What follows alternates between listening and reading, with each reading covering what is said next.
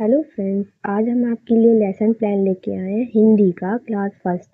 प्रकरण है हमारा बड़ी ई की मात्रा का ज्ञान। चलिए हम आपको आगे बताना स्टार्ट करते हैं। सामान्य उद्देश्य में हमने पहला पॉइंट लिखा है कि बच्चों को मात्रा का ज्ञान कराना, बच्चों में हिंदी बोलने, लिखने तथा समझने की क्षमता का विकास कराना, ये दूसरा पॉइंट था। फिर तीसरा पॉइंट है हमारा बच्चों की मानसिक कल्पना शक्तियों को विकसित करना। जो मानसिक कल्पना शक्ति है, जो सोचने समझने की शक्ति है, उनका विकास करना। फिर आता है फोर्थ पॉइंट, बच्चों में हिंदी विषय के प्रति रुचि जागृत करना। बच्चों को हिंदी विषय के प्रति रुचि जागृत करना, अच्छे से पढ़ाना ताकि बच्चों को इंटरेस्ट आए हिंदी विषय में। फिर फिफ्थ पॉइंट है हमारा बच्चों में नवीन शब्द निर्माण की क्षमता उत्पन्न करना। नए नए शब्दों का निर्माण क्षमता उत्पन्न करना, मतलब नए नए शब्द जो हैं उनके दिमाग में आए और वो आपसे बोले, उनका विकास करना। फिर आता है हमारा विशिष्ट उद्देश्य। विशिष्ट उद्देश्य क्या है हमारा, बच्चों को बड़ी ई अक्षर की मात्रा का ज्ञान हो जाएगा। बच्चे बड़ी ई मात्रा का प्रयोग लिखने में कर सकेंगे। सहायक सामग्री क्या है जो कि हमने लिया है, बड़ी ई अक्षर के बनने वाली वस्तुओं का चार्ट पर बना चित्र, मतलब कि हमने चार्ट पर बना चित्र लिया है, वो भी बड़ी ई अक्षर के शब्द वाले जो लिया है, जो भी शब्द आते हैं वो लिया, जैसे मछली हुआ और भी बहुत सी चीज है, वो सब हमने लिया है। फिर आता है पूर्व ज्ञान। बच्चों को पहले से क्या ज्ञान है कि बच्चे हिंदी वर्णमाला के सभी अक्षरों को पहचान लेते हैं तथा आ और ई की मात्रा जानते हैं, मतलब कि आ की मात्रा भी जानते हैं और छोटी ई की मात्रा भी जानते हैं क्या होता है, लेकिन उनको अभी बड़ी ई की मात्रा का ज्ञान नहीं है। फिर आता है हमारा प्रस्तावना। प्रस्तावना क्या दिया है हमारा कि हमारा प्रस्तावना दिया है, पहले हम संख्या नंबर डालेंगे, उसके बाद छात्र अध्यापिका क्रिया और छात्र क्रिया। पहला पॉइंट हमने लिखा है यह किसका चित्र है, बच्चों को दिखाते हुए। तो हमने ये मछली का चित्र बनाया, ये हमने बच्चों को दिखाया, ये किसका चित्र है। तो बच्चे कहेंगे मैम ये मछली का चित्र है। फिर दूसरा पॉइंट है हमारा कि मछली शब्द में कौन से अक्षर आए हैं। तो बच्चे को वर्णमाला का ज्ञान था, तो बच्चे बताएंगे कि मा छा ला। फिर आता है हमारा थर्ड पॉइंट है कि ला अक्षर पर कौन सी मात्रा लगी है। तो बच्चे मौन हो जाएंगे क्योंकि अभी बड़ी की मात्रा का उनको ज्ञान नहीं है, तो हम लोग वही करवा रहे हैं बच्चों को।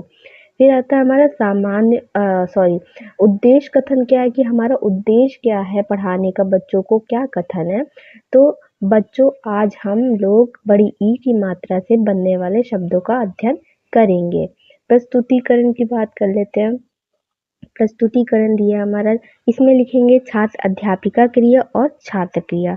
छात्र अध्यापिका क्रिया पहले मैम बताएंगे कि बच्चों मछली शब्द में ला अक्षर पर बड़ी ई की मात्रा लगी है, जिसे इस चिन्ह से व्यक्त करते हैं, मतलब कि चिन्ह बना देंगे और इस चिन्ह से व्यक्त करते हैं। तो बच्चे ध्यान पूर्वक उसको सुनेंगे छात्र। फिर आता है हमने थोड़ा सा एग्जाम्पल दे दिया है कि मछली को हम कैसे लिख सकते हैं, तो मैंने इसको ऐसे एक्सप्लेन किया है। फिर आता है कलछी को हमने कैसे एक्सप्लेन किया है, तो ये हमने लिखा है।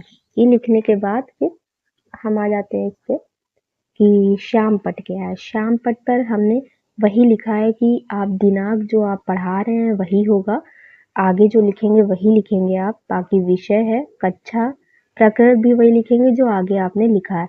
तो हमने पहले ब्लैक बोर्ड पे ये समझा दिया है। ये लिखने के लिए बच्चों को हमने दिया है कि मछली कैसे लिखें। कीमत में भी बड़ी की मात्रा लगेगी, तो उसको भी हमने बच्चों को एक्सप्लेन करने के लिए समझाया है। फिर आता है अपना निरक्षरकरण। निरक्षर कार्य क्या होता है, सॉरी। तो इसमें निरक्षर कार्य का मतलब होता है कि आप जो कार्य ब्लैक बोर्ड पे दिए हैं उसको घूम घूम कर अध्यापित जो है वो देख रहे हैं कि बच्चे लिख पा रहे हैं कि नहीं लिख पा रहे हैं, उनका सब ध्यान रख रहे हैं कि उतार पा रहे हैं बच्चे कि नहीं उतार पा रहे हैं। फिर आता है हमारा पुनरावृत्ति प्रश्न। क्या है कि जो आप पढ़ा चुके हैं उससे रिलेटेड आप बच्चों से क्वेश्चन पूछ सकते हैं कि बच्चों को कितना आया कितना नहीं आया। तो पहला पॉइंट हमने लिखा है कि तितली शब्द में ला अक्षर पर कौन सी मात्रा लगी है। तो बच्चे बताएंगे कि कौन सी मात्रा लगी है ला अक्षर पर, ता पे नहीं ला पर।